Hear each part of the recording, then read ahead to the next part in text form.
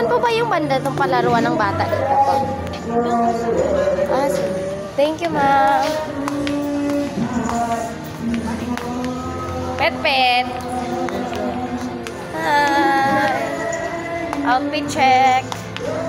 Outfit. Nakapag-dip ang person. So, talaga na.